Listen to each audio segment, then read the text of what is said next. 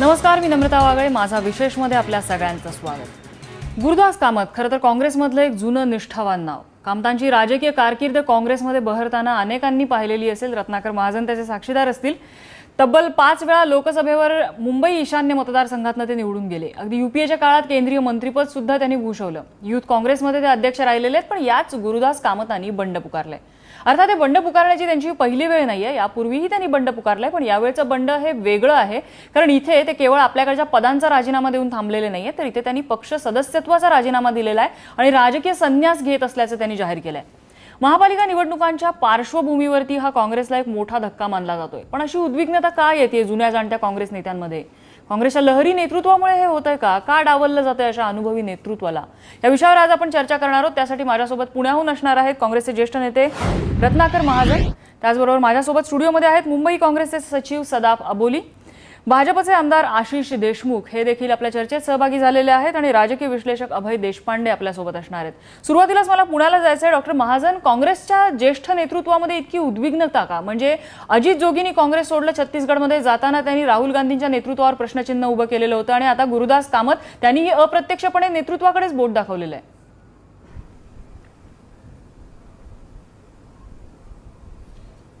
नाही, इतरांचं पक्ष सोडणं आणि गुरुदास कामत यांचं पक्ष सोडणं याच्यामध्ये गुणात्मक फरक आहे. गुरुदास कामतांच्या बाबतीत आपल्याला माहिती असेल की त्यांनी 10 दिवसापूर्वी आपलं काय जे काही म्हणणं आहे ते पक्षाच्या नेतृत्वाकडे बोलून दाखवलेलं होतं. त्यानंतर त्यांनी वाट पाहिली आणि वाट पाहिल्यानंतर त्या काळात पुनर्विचार केला असता त्यांच्या असं लक्षात आलं की मुंबईसारख्या बहुरंगी शहरातून 3 वेळेला ईशान्य मुंबईतून आणि 2 वेळेला उत्तर पश्चिम मुंबईतून असं निवडून आल्यानंतर आता सक्रिय राजकारणाच्या ऐवजी दुसरं काहीतरी सामाजिक स्वरूपाचं, सार्वजनिक स्वरूपाचं काम करावं अशा निर्णयाला बहुधा ते आले असतील आणि त्यांनी त्यामुळं काँग्रेस सोडून अन्य पक्षात जाण्याचा निर्णय घेतला नाही. इतर मंडळी जशी जातात, ज्याला इंग्रजीमध्ये in search of greener pastures म्हणजे हिरव्या चराऊ कुरणांच्या सतत शोधात असलेल्या अन्य मंडळींप्रमाणे काँग्रेस सोडून ते इतर कुठल्या हिरव्या कुरणात गेलेले नाहीत. तर त्यांनी असं सांगितलं की मी आता 5 टर्म्स लोकसभेवर निवडून आलेलो आहे, तेव्हा आता मला जरा मागं बसून अन्य काही गोष्टी करायची इच्छा आहे आणि काँग्रेस पक्षामध्ये नव्यानं येणाऱ्या लोकांना अधिक संधी मिळावी अशी माझी इच्छा आहे. असा सकारात्मक दृष्टिकोन घेऊन त्यांनी हा निर्णय घेतलेला आहे. तथापि पक्षाचं आज असं म्हणणं आहे की यांचं गुरुदास कामतांचं वय हे काय रिटायर होण्या इतकं झालेलं नाही आणि राजकारणातनं रिटायर होण्या इतकं तर मुळीच झालेलं नाही. त्यामुळे त्यांनी हा निर्णय यावेळी घेण्याची खरं म्हणजे आवश्यकता नव्हती. त्यांनी काँग्रेस पक्षाच्या बद्दलचं आपलं जे कमिटमेंट आहे ते तसंच ठेवून काँग्रेस पक्षाच्या पुढच्या वाटचालीत योगदान देण्याच्या दृष्टीनं त्यांनी सक्रिय राहिलं पाहिजे. काँग्रेस पक्षाच्या दिल्लीपासून मुंबईपर्यंतच्या सर्व नेत्यांचं आणि कार्यकर्त्यांचा त्यांना आग्रह आहे की त्यांनी आपल्या या निर्णयाचा पुनर्विचार करावा. निर्णय बदलतील असं वाटतं का? काँग्रेस पक्षाच्या उभारणीच्या दृष्टिकोनातून सक्रिय व्हावं.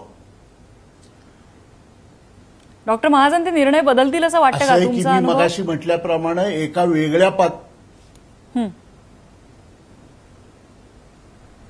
मी मगाशी म्हटल्याप्रमाणे एका वेगळ्या पातळीवरच्या चिंतनातून त्यांनी हा निर्णय घेतलेला दिसतो. त्यामुळं हा निर्णय बदलायचा असेल तर एका बाजूला त्यांचं व्यक्तिगत मत आणि दुसऱ्या बाजूला त्यांची पक्षाला असलेली आवश्यकता या पेचातून स्वतःची सुटका करून घेऊन त्यांना हा निर्णय घ्यायचा आहे. तेव्हा त्यांनाच आवाहन करावं आणि त्यांनी तो निर्णय घ्यावा अशी अपेक्षा करण्यापलीकडे आज आपण काही करू शकत नाही. मुंबई काँग्रेसचे सचिव सदाफ अबोली आपल्यासोबत आहेत. सदाफ अबोली, खरोखरच म्हणजे जसं डॉक्टर महाजन म्हणतात, ज्येष्ठ नेते आहेत काँग्रेसमधले, ते तसे गुरुदास कामत पेचात सापडलेत की त्यांचं स्वतःचं मत आणि पक्षाला असलेली गरज, की यामध्ये काही वेगळंच आहे?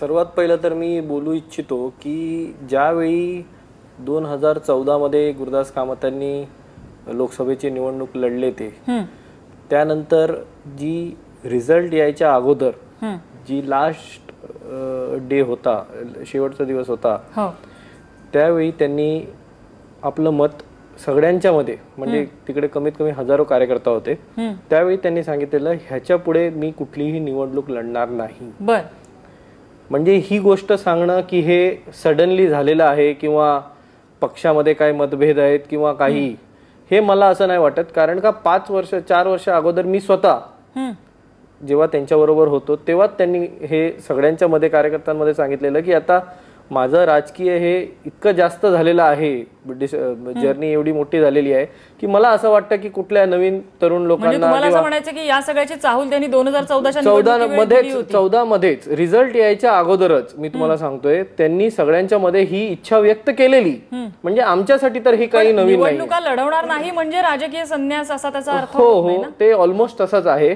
त्याच्यानंतर पक्षश्रेष्ठींनी त्यांना जी जबाबदारी दिलेली जनरल सेक्रेटरी म्हणून AICC, CWC आणि राजस्थान आणि गुजरातमध्ये जे प्रभार दिलेलं, त्याच्यामध्ये त्यांनी स्वतःचं जे एक्सपिरियन्स आहे ते वापरून पक्षाला भरपूर त्याच्यामध्ये एक्सपिरियन्स यूज करून रिझल्ट खूप चांगले दिलेले. तर मला असं वाटतं जी जबाबदारी त्यांच्यावर देण्यात आलेली त्यांना सोडायचं होतं, त्यांना संन्यास घ्यायचा होता. ही गोष्ट काय नवीन आमच्यासाठी तरी नाही जे जवळची लोक आहोत. आणि रिझल्ट दिल्यानंतर त्यांनी जर आता ठरवलेलं आहे की मला संन्यास घ्यायचा, मला वाटतं ते व्यक्तिगत त्यांचं मत आहे. बर, ठीक आहे. अभय देशपांडे, डॉक्टर महाजन आणि सदा बाबुली सांगतात इतकं साधं सरळ हे राजकीय गणित आहे का? हे जर गणित खरं असेल तर नानाजी देशमुखांनंतर मला वाटतं गुरुदास कामतांचं नाव घ्यावं लागेल की राजकारणातून एकदम संन्यास घेऊन अशी विरक्ती घेऊन बाजूला गेलेत ते. मुळात प्रश्न असा आहे की मला वाटतं की कितीही त्याला असा गोड मुलामा दिला तरी सगळ्यांना माहिती आहे की मागच्या निवडणुकीपासून गुरुदास कामत हे पक्षातल्या ज्या घडामोडी झाल्या, जे पक्षातलं नेतृत्व बदलत गेलं, या संदर्भात त्यांनी नाराजी वेळोवेळी व्यक्त केलेली आहे. आज राजकारणातून संन्यास घेण्या इतकी उद्विग्नता त्यांच्याकडे का आली या संदर्भात जर आपण विचार केला, काँग्रेसच्या भिंती बऱ्याच बोलत असतात, त्याला थोडेसे जर कान लावले तर बऱ्याच गोष्टी ऐकायला येतात की मधल्या काळामध्ये संजय निरुपम यांची अध्यक्षपदी मुंबईच्या नियुक्ती झाल्यानंतर त्यांचं आणि त्यांच्या नियुक्तीबद्दल गुरुदास कामत काही फारसे खुश नव्हते. नंतरच्या काळात मुंबई महापालिकेतील विरोधी पक्षनेता बदलणं असेल किंवा आता ज्या ब्लॉक अध्यक्षांच्या नियुक्त्या झाल्यात, त्या ब्लॉक अध्यक्षांच्या नियुक्त्या करताना साधारणतः काँग्रेसमध्ये एक कन्सेन्सस करायची पद्धत आहे की बाबा हा तुमचा मतदारसंघ आहे, या भागातल्या नियुक्त्या ह्यात साधारणतः तुमच्याशी सहमती करून नियुक्त्या कराव्यात, असं एक साधारणतः असं एक कन्सल्टेशनची प्रक्रिया काँग्रेसमध्ये वेगवेगळ्या स्तरावर चालते. ती प्रक्रिया यावेळेस झालेली नाही आणि ही तक्रार फक्त एकट्या गुरुदास कामतांचीच नाही, तर अनेक लोकप्रतिनिधींनी ही तक्रार केलेली आहे की त्यांनी आम्हाला विश्वासात घेतलेलं नाही. मुळात ब्लॉक सिस्टीम जी आहे, काँग्रेसमधली ब्लॉक अध्यक्षांची पद्धत जी होती ती काढून शिवसेनेच्या शाखा प्रमुखासाठी वॉर्ड निहाय रचना करण्याची जी पद्धत आली ती बऱ्याच लोकांना मान्य नाही. मुळात काँग्रेसच्या पराभवानंतर किंवा या अलीकडच्या काळातले पराभूत सैन्यामध्ये बऱ्याचशा वेळा यादवी होते असं ऐकतो आपण, पण काँग्रेसमध्ये तशी यादवी नसली झाली तरी असंतोष बऱ्यापैकी आहे. तो असंतोष संवाद नसल्यामुळे आहे. महाराष्ट्र काँग्रेसमध्ये बऱ्यापैकी संवादाचं वातावरण दिसतं. मुंबई काँग्रेस ही कधीही महाराष्ट्र काँग्रेसला पैतृक बॉडी म्हणून बऱ्याचदा मान्यच करत नाही, ते पॅरलल बॉडी समजतात स्वतःला. आणि ही परंपरा सका पाटील, मुरली देवरा यांच्यापासूनची आहे. त्याच्यामुळे रत्नाकर महाजन साहेबांनी सांगितलं असलं किती याच्यामध्ये त्यांचे कुठली मानसिक स्थिती आहे, तरी मला वाटतं की त्याला हे सगळे कंगोरे आहेत आणि हे कंगोरे रोजच्या त्यांच्या मला वाटतं की कार्यालयातील ज्या चर्चा असतात, लोक बोलतात, त्याच्यातून बाहेर येतात. बर, आशिष देशमुख, तुम्ही सुद्धा युथ काँग्रेसमध्ये होतात, काही मतं कदाचित तुम्हाला काँग्रेसची पटली नसतील, त्यामुळे तुम्ही भारतीय जनता पक्षामध्ये आलेला आहात. आत्ताची ही जी काँग्रेस कार्यकर्त्यांमधली उद्विग्नता आहे, ज्या प्रकारे ही गळती लागलेली, त्याला जबाबदार तुम्ही कोणाला धरता? सर्वप्रथम गुरुदास कामतांनी जो संन्यास घेऊन एक पायंडा पाडला आहे, हा पायंडा सर्व पक्षामध्ये समोर नेण्यात यायला पाहिजे. भारत देश हा युवकांचा देश आहे. 65% आपली जी लोकसंख्या आहे ती युवकांची आहे. युवा नेतृत्व जोपर्यंत समोर येत नाही तोपर्यंत खऱ्या अर्थाने भारत हा जगद्गुरु होऊ शकणार नाही. या पार्श्वभूमीवर नक्कीच युवा नेतृत्वाची गरज आहे, पण त्याला जे अनुभवी आहेत त्यांच्या मार्गदर्शनाची सुद्धा गरज आहे. पण इथे गुरुदास कामतांनी पक्षामध्ये तेवढी सुद्धा आपली भूमिका शिल्लक राहणार नाही याची काळजी घेत थेट राजकीय संन्यासच घेतलेला आहे. नाही, रत्नाकर महाजन साहेबांनी जर सांगितलं की 60 ओलांडल्यानंतर प्रत्येकाने वानप्रस्थ आश्रमाच्या वतीनं जावं, मार्गदर्शनाच्या भूमिकेत यावं किंवा मेंटरच्या भूमिकेत यावं किंवा समाजासाठी असं बोललो नाही, मी अजिबात असं बोललो नाही. नाही, समाजासाठी काहीतरी अजिबात असं बोललो नाही. सामाजिक कार्यामध्ये स्वतःला राजकारणाच्या व्यतिरिक्त सामाजिक कार्य करता येतं. मला स्पष्टीकरण करू दे इथंच. राजकीय कामाच्या व्यतिरिक्त मला इथं स्पष्टीकरण करू दे.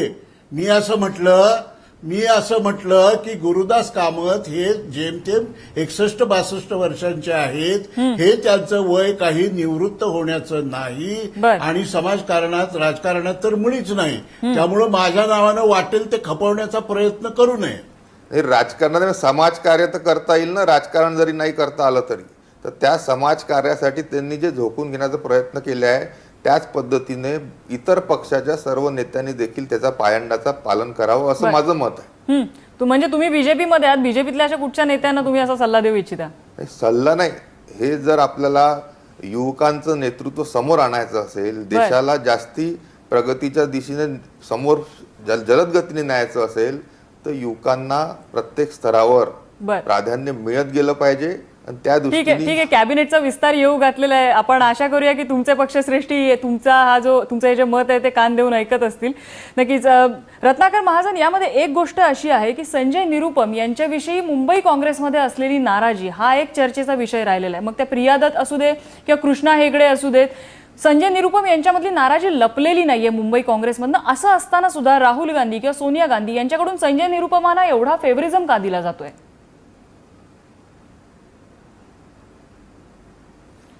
असं आहे की कुठलीही व्यक्ती ही पूर्णतया वादातीत, सर्वमान्य आणि सर्वांना आवडणारी असं असू शकत नाही. तसं असेल तर ते मानवी स्वभावाच्या विरोधात आहे. राजकारणामध्ये वेगवेगळ्या क्षेत्रात आपल्या परीनं कर्तबगारी गाजवलेले लोक असतात. ते जेव्हा एकत्र येतात त्यावेळेला त्यांच्यामध्ये काही मतभेद, काही परस्पर विरोधी दृष्टिकोन हे असतातच. तुम्हाला एक उदाहरण सांगतो. जपानमध्ये लिबरल डेमोक्रेटिक पार्टी नावाची एक पार्टी आहे. आपण ज्याला गट म्हणतो त्याला तिथं क्लब्स असं म्हणतात.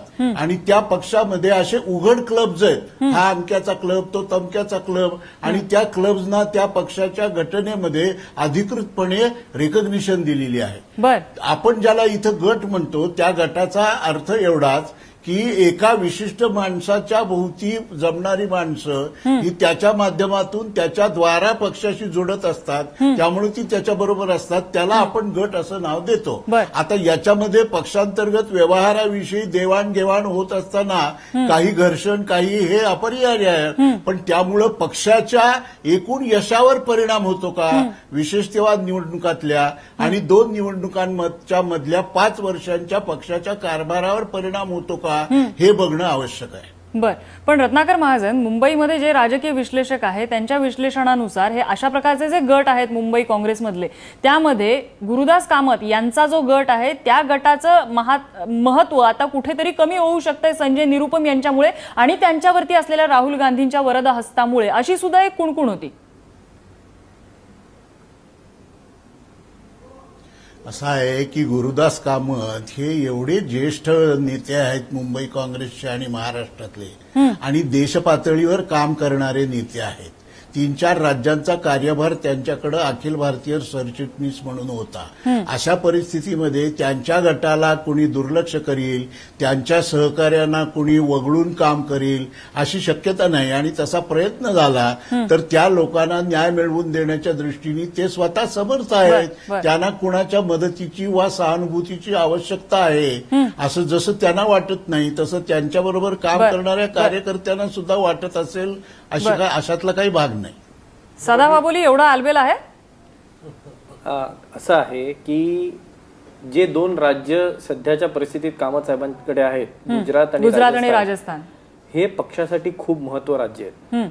पहिली गोष्ट, नरेंद्र मोदी जे गुजरातमध्ये आहेत त्यांच्यासाठी त्यांचा जे कारभार आहे गुजरात मॉडेल म्हणून, तिकडे कॉर्पोरेशन सांगा, ग्रामपंचायतीच्या निवडणुकीत सगळीकडे काँग्रेस जिंकलेली आहे. वसुंधरा राजेंच्या इकडे सुद्धा त्यांच्या कॉन्स्टिट्युएन्सीमध्ये काँग्रेस जिंकलेली आहे. तर हे जी कामतांनी केलेली आहे, ही कामं केल्यानंतर मला असं कुठेही वाटत नाही की पक्षश्रेष्ठी जे आहे सोनियाजी किंवा राहुलजी असं काहीही त्यांच्यावरनं प्रेम कमी झालेलं आहे किंवा नाही, पण ही दुर्लक्ष झालेलं आहे झाली किंवा कामं गुजरात मधली, राजस्थान मधली. त्यांचा जो गट आहे तो आज मुंबईमध्ये आहे. नाही, मी तुम्हाला सांगू इच्छितो की कामत साहेबांनी जेव्हा पीसीसी कमिटी होत होती त्यावेळी जेवढे रेकमेंडेशन्स केलेले कमिटीसाठी त्याच्यामधनं प्रत्येक नाव या कमिटीमध्ये ऍडजस्ट झालेलं आहे. एक पण माणूस असा नाहीये जे कामत साहेबांबरोबर जोडलेला होता आणि त्याच्यानंतर त्याला पीसीसी मध्ये घेण्यात नाही आलेलं आहे. पहिली गोष्ट. दुसरी गोष्ट, जे अभयजींनी सांगितलं की सध्याच्या परिस्थितीमध्ये जे ब्लॉक्स झालेले आहेत किंवा ब्लॉग्स बनवण्यात आले त्याच्यावरनं नाराजगी आहे. मी सांगू इच्छितो, मी स्वतः त्या मीटिंग मध्ये हजर होतो कामत साहेबांकडे आणि जिल्हा अध्यक्षांनी प्रत्यक्ष बलदेव खोसाजी जे जिल्हा अध्यक्ष आहेत उत्तर पश्चिमचे, त्यांनी सांगितलं की मी नावं द्यायला इच्छुक आहे आणि नावं आपण जमा करत आहोत. साहेब तुम्ही एकदा, एक मिनिट अभय सर, मी बोललो नाही त्याच्यामध्ये, तर तुम्ही जर सांगत असाल तर आपण लिस्ट डिस्कस करून घ्या. कामत साहेबांनी स्पष्टपणे सांगितलं तिकडे पण की मला ब्लॉक अध्यक्षांच्या नावामध्ये किंवा ह्याच्यामध्ये इंटरफेअर करायची काहीही गरज नाही. तुम्ही जिल्हा अध्यक्ष आहात, तुमचा अधिकार आहे, तुम्ही करून घ्या. ठीक आहे. अभय देशमुख एवढं आलबेल असेल तर कृष्णा हेगडेंचं पत्र आहे स्पष्ट या संदर्भात. त्यांनी हायकमांडला पत्र पाठवलंय. इकडे चर्चा जी आहे, नाही, कृष्णा हेगडेंनी त्यांनी पत्र पाठवलं की कुठल्याही कॉन्स्टिट्युएन्सी संपूर्ण प्रक्रिया लोकांना विश्वासात घेऊन या नेमणुका झालेल्या नाही. बरोबर आहे, कृष्णाजींनी जे सांगितलंय काय नम्रता, मला वाटतं की इकडे मुळात प्रश्न काय आलाय की आता येणाऱ्या कॉर्पोरेशनच्या निवडणुका आहेत वर्षभरावर. त्याच्या आधी मुंबई मधल्या नियुक्त्या हा अत्यंत महत्वाचा विषय आहे. तो महत्वाचा विषय असताना सर्व नेत्यांना विश्वासात घेऊन या निवडणुकीच्या दृष्टीने काही पूर्वतयारी करणं आवश्यक असताना, असं आवश्यक असताना राहुल गांधी मुंबईत दौऱ्यावर येतात, त्यांच्या दौऱ्याला कोणी महत्वाचे नेते उपस्थित राहावेत यासाठी प्रयत्न होत नाहीत किंवा त्यांना ऐनवेळी त्या दौऱ्याची कल्पना दिली जाते. अशा गोष्टी वारंवार झालेल्या आहेत. या तक्रारी हायकमांड पर्यंत गेलेल्या आहेत. आज नियुक्त्या करताना पुढे कॉर्पोरेशनच्या इलेक्शनमध्ये जर त्या काय कुठले उमेदवार निवडायचे आपल्याला, त्या दृष्टीने प्रत्येक वॉर्ड निहाय रचना काय असावी. आज मुंबईमध्ये मुंबई काँग्रेसने मला वाटतं की इथे असं एक ठरवलेलं दिसतंय आत्ताच्या नियुक्त्या बघता की मुंबईतला मराठी माणूस काय आपल्याला मतदान करत नाही, त्याला ऑप्शनलाच टाकूया, असं एक काहीतरी ठरवलेलं दिसतंय. आणि याचे परिणाम, याचे नियुक्त्यामध्येही पडसाद झाल्यामुळे मला वाटतं की त्याच्याबद्दल बऱ्याच प्रमाणात नाराजी आहे. ते कार्यकर्ते काँग्रेसमध्ये मला वाटतं की एवढा कडक शिस्तीचा बडगा नसल्यामुळे किमान एक काही प्रमाणात तरी या गोष्टी उघडपणे बोलल्या जातात आणि या वारंवार बाहेर येतात या नियुक्त्यांमधल्या गडबडी. की मला वाटतं की मागच्या 2 वर्षातला, महाजन साहेब तुम्ही सांगा की मुंबई काँग्रेसने मागच्या 2 वर्षात किंवा निवडणुका, लोकसभा निवडणुका झाल्यानंतर कुठले असे कार्यक्रम मोठे घेतलेत आणि त्या जे कार्यक्रम घेतले ते त्याच्यासाठी कुठलं कन्सल्टेशन झालं, पक्षांना एकत्र, नेत्यांना एकत्र आणून बसून काही निर्णय झालेत काय, काही आंदोलनं झाली आहेत काय, काही भूमिका ठरली आहे का, तसं होत नाही. हीच मुळात तक्रार आहे आणि ती गुरुदास कामत यांची उद्विग्नता मला वाटतं त्याच्यातूनच आलेली आहे आणि ती त्यांची केवळ त्यांची नाही आहे, ती आणखी तुम्ही बघितलात तर प्रिया दत्त असतील, त्यांनी पण व्यक्त केली मुंबई काँग्रेसच्या संदर्भातली. मला वाटतं की या संदर्भात ते आहे ते सगळं झाकून ठेवण्यापेक्षा आपण काही गोष्टी मान्य केलेल्या बऱ्या असतात. नक्कीच. आशिष देशमुख, या संदर्भात तुमचा काँग्रेसमधला, युथ काँग्रेसमधला अनुभव लक्षात घेता ही अशीच कारणं आहेत ज्यामुळे काँग्रेसचे कार्यकर्ते सोडून जातात?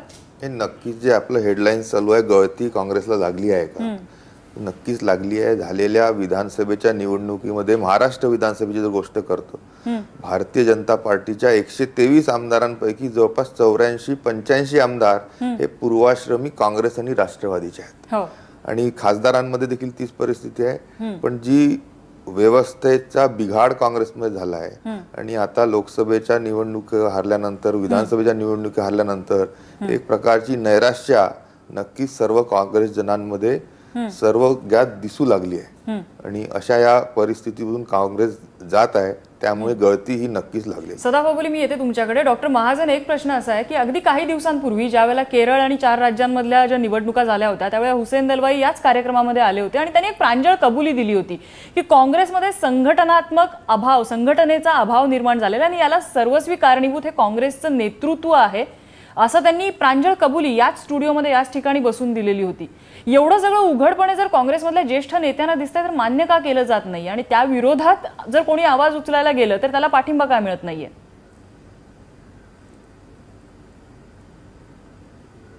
नाही, मान्य अमान्याचा काय प्रश्न आहे? म्हणजे एखादा काँग्रेस जन जर काँग्रेस पक्षाविषयीच्या आपल्या हितचिंतकाच्या भूमिकेतून काही निरीक्षणं त्याची नोंदवत असेल तर ते म्हणजे पक्षाला धडा आहे, पक्षाला कानपिचक्या आहेत, पक्षाच्या फंक्शनिंग बद्दलची नाराजी आहे असं मानण्याची काही गरज नाही. आणि ते जर असं म्हणत असतील की काँग्रेस पक्षाच्या संघटनात्मक बाबीकडं सत्तेमुळं, म्हणजे काँग्रेस पक्ष हा अनेक वर्ष सत्तेत असलेला पक्ष असल्यामुळं सत्तेमुळं संघटनात्मक बाजूकडं दुर्लक्ष झालं असं आजपर्यंत अनेक मोठ्या मोठ्या लोकांनी म्हटलेलं आहे. आणि म्हणून संघटनात्मक बांधणीकडे लक्ष दिलं पाहिजे याबद्दल काँग्रेस पक्षाच्या सर्व कार्यकर्त्यांमध्ये आणि नेत्यांमध्ये सहमती आहे. फक्त ते प्रत्यक्षात येत नाही ही खरी अडचण आहे. त्या अडचणीवर कशी मात करायची आणि ती मात करून काँग्रेस पक्ष पूर्वीसारखाच सर्व लोकांना मान्य असलेला, सर्व लोकांना एकत्रित करणारा, सर्वसमावेशक पक्ष कसा करायचा ही खरी विचाराची गोष्ट आहे. ते सोडून ही 80-82 लोक म्हणजे हे जहाज बुडतं आहे असं समजून जर उड्या मारून गेले असतील काँग्रेसचं जहाज बुडणार नक्कीच नाही. इतक्या वर्षाचा अनुभव त्यांना आहे म्हटल्यानंतर जी काही आहे याच्यावरही त्याची हे होतं. नाही, नक्कीच काँग्रेसचं जहाज बुडणार नक्कीच नाही. इतका वर्षांचा अनुभव त्यांना आहे आणि विरोधक म्हणून काँग्रेसचं अस्तित्व टिकणं हे त्याहून जास्त महत्वाचं आहे. कारण एक जेव्हा सत्ताधारी असतो तेव्हा त्याला एक तितक्याच ताकदीचा विरोधक सुद्धा आवश्यक असतो. सदाभाऊ बोली, मुंबईचं राजकारण तुम्ही जवळून पाहताय. आता मुंबईमध्ये काँग्रेसची परिस्थिती अशी आहे की विरोधामध्ये शिवसेना आणि भाजपची महापालिकेच्या दृष्टीने मोर्चे बांधणी सुरू झालेली आहे, किंबहुना ती पूर्ण होत आलेली आहे असं सुद्धा म्हणायला हरकत नाही. पण काँग्रेसमध्ये एकीकडे देवरा गट, आणखीन कोण कामतांचा गट, प्रिया दत्त यांचा गट, अशा सगळी गटबाजी दिसून येते. गटामध्येच अजून भांडणं सुरू आहेत. कशी लढणार काँग्रेस? मला असं वाटतं की पहिली गोष्ट म्हणजे गट एकच आहे, ते आहे काँग्रेसचं गट. हे वेगळी गोष्ट आहे की प्रत्येक जिल्हा जो आहे ज्याला रिप्रेझेंट करणारे बरं, महाजन सरांनी सांगितलं त्याप्रमाणे हे ब्लॉक्स, पण चारही ब्लॉकची तोंड चारही दिशांना दिसत आहेत. 4 जण वेगवेगळी वक्तव्य करतात. असं काही नाहीये. मला असं वाटतं की काही जण अगदी सोयीने शांत बसतात. नाही, मला तेही नाही वाटत. मला असं वाटतं की येणाऱ्या दिवसांमध्ये हे जे राजीनामाचं सगळं चालू आहे आणि कामत साहेबांनी राजीनामा दिलेला आहे आणि पक्षाने पक्ष नेतृत्वाकडे सांगितलेलं आहे, हे मला असं डाऊट आहे की, आणि मला खात्री आहे इनफॅक्ट की पक्षश्रेष्ठी ह्याच्याकडे बघून ही राजीनामा पहिली गोष्ट तर मान्य करणार नाहीये. दुसरी गोष्ट अशी की कामत साहेबांसारखा ज्येष्ठ नेता 44 वर्ष ज्यांनी NSCI कडनं कारभार चालू केला, NSCI मुंबईचे आणि हे केलं, हे एक्सपिरियन्स आम्हाला ह्या निवडणुकीमध्ये 100% मिळणार. आणि आम्ही सगळे कार्यकर्ता उद्याही आम्ही नाही, पण तरी सुद्धा एक छोटासा प्रश्न राहतोच की इतका निष्ठावान कार्यकर्ता आहे, त्या माणसाला स्वतःच्या ज्ञानाची, काँग्रेसवरच्या प्रेमाची, स्वतःच्या अनुभवाची त्यांना पूर्णपणे जाणीव आहे. अशा परिस्थितीतही एवढा निष्ठावान माणूस महापालिका निवडणुका तोंडावरती असताना राजीनामा देतोय. तुमच्यासारख्या कार्यकर्त्यांनी खरंच अंतर्मुख होऊन विचार करायची गरज आहे. नाही, आम्ही विचार केलेला आहे. आम्ही त्यांना रिक्वेस्ट ही केलेली आहे की तुम्ही राजीनामा परत घ्यावा, कारण महानगरपालिका ही खूप महत्वाचं निवडणूक आहे आमच्यासाठी यावेळी. आणि तसंच पक्षाच्या भरपूर नेत्यांनी त्यांना सांगितलेलं आहे. पक्षश्रेष्ठींनीही कदाचित आज पूर्ण दिवसामध्ये त्यांच्याबरोबर संपर्क साधायचा प्रयत्नही केला असेल. पण मला असं वाटतं की जसं अभय सरांनी सांगितलं की काही कारणं असू शकतात जे संघटनात्मक दृष्टिकोनातनं महत्वाचे आहेत, जे आम्हाला बघायला पाहिजे. ते खरी गोष्ट आहे. काही कार्यक्रम असे झालेत ज्याच्यामध्ये पक्षश्रेष्ठींकडे किंवा कामत साहेबांकडे कुठेतरी त्यांना जाणीव न देता काही कार्यक्रम घेण्यात आली असेल, ते वेगळी गोष्ट आहे. ते वरिष्ठ नेते आहेत, त्यांनी त्या पद्धतीने वरिष्ठ नेत्यांना कळवलं असेल. पण मला नाही वाटत की महानगरपालिका जायला कामत साहेबांच्या. माझा वेळ संपत आलेला. अभय देशपांडे, अगदी शेवटची थोडक्यात कॉमेंट. आता या क्षणी गुरुदास कामतांचा राजीनामा हा महापालिका निवडणुकीत काँग्रेसला महागात पडेल, म्हणजे आगीतून फुफाट्यात त्यांचं पाऊल जाणार आहे? नक्कीच पडेल. मला वाटतं की जर पक्षश्रेष्ठींनी गळ घातली, गुरुदास कामत तयार झाले तर कदाचित त्या महापालिका निवडणुकीपर्यंत सक्रिय होतीलही, नाही असं नाही. परंतु मुळात एक आहे की आज मुंबईत काँग्रेसला या चारही गटांना एकत्र आणून एक सामूहिक नेतृत्व उभं करण्याची गरज आहे. आज मुंबईमध्ये काँग्रेसची पक्षाचा एक जनाधार आहे, त्यांची एक ताकद आहे. पण ती संघटित नाही झाली तर पुढच्या निवडणुकीमध्ये मला वाटतं की 2014च्या निवडणुकीपेक्षा 2014ला एवढी सुनामी असताना सुद्धा मुंबईमध्ये विधानसभा निवडणुकीत काँग्रेसला चांगलं यश मिळालं. म्हणजे एवढं यशही अपेक्षित नव्हतं, तरी पण चांगलं यश मिळालं. फक्त ही मोठ बांधण्याची ताकद आज मला वाटतं की मुंबई काँग्रेसमध्ये राहिलेली नाही. म्हणजे काँग्रेस हारली, निवडणुका अनेकदा हारली आहे, पण काँग्रेस आता आत्मविश्वास हरल्यासारखी जाणवते मुंबईमध्ये. कारण यांच्यामध्ये कार्यकर्त्यांना एक विश्वास देणारा, आत्मविश्वास देणारं नेतृत्व आज तरी काँग्रेसमध्ये नाही दिसत आहे.